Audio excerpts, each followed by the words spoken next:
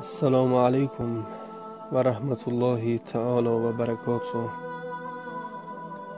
برادران و خواهران ارجمند، سپاس خداوندی را که به هر یکی از ما و شما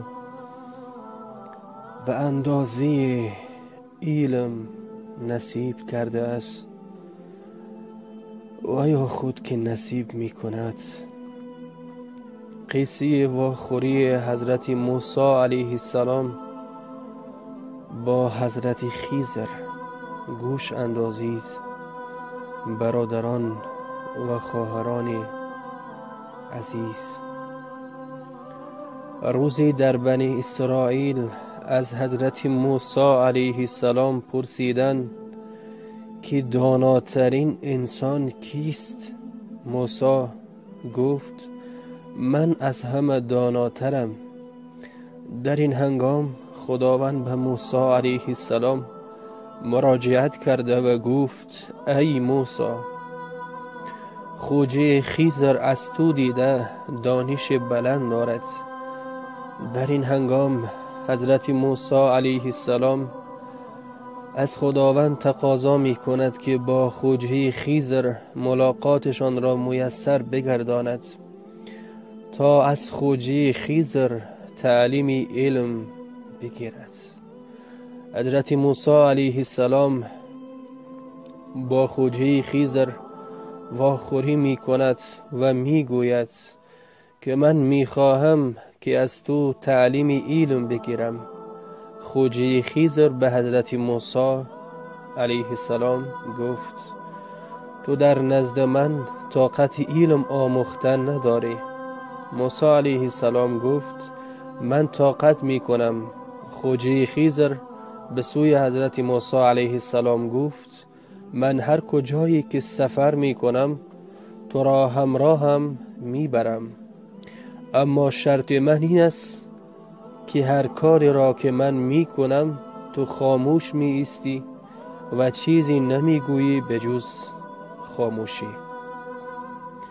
حضرت موسی علیه السلام راضی شد و به سفر برآمدند.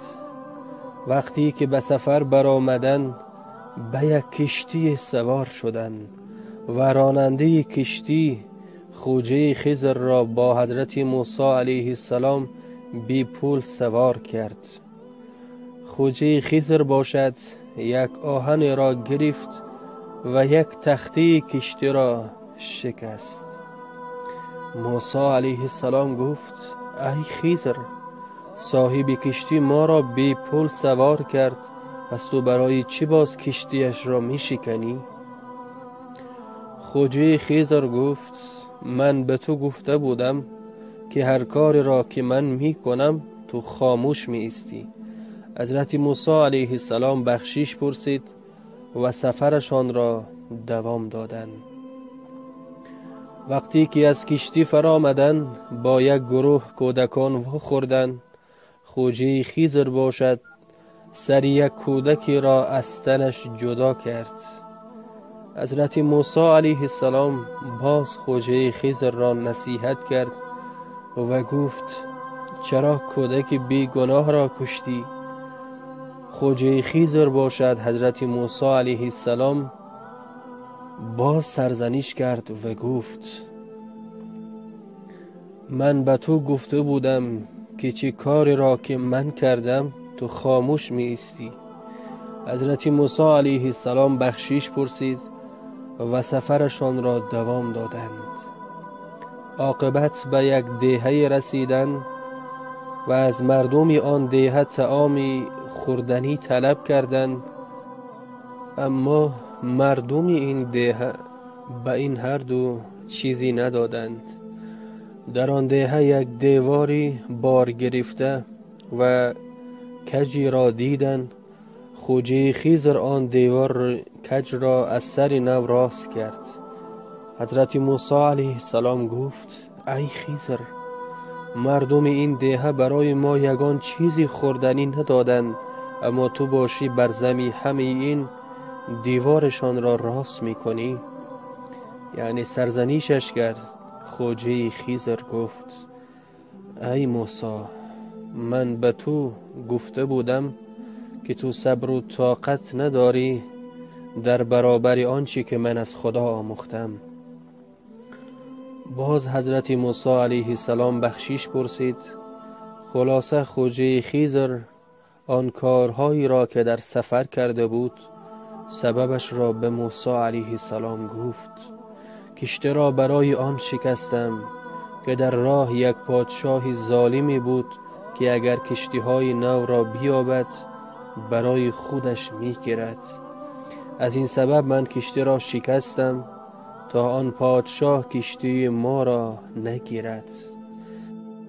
سبب کشتن آن کودک این بود که اگر آن کودک را نمی کشتم پس آن کودک در آینده شخصی بد و ناخوبی می شد. از این خاطر کودک را کشتم تا در آینده به مردم ضرری نرساند. و دیوار آن دیه را برای آن راست کردم که در زیر آن دیوار خزینه پنهان بود که آن خزینه ها از کودکان یتیم بودند.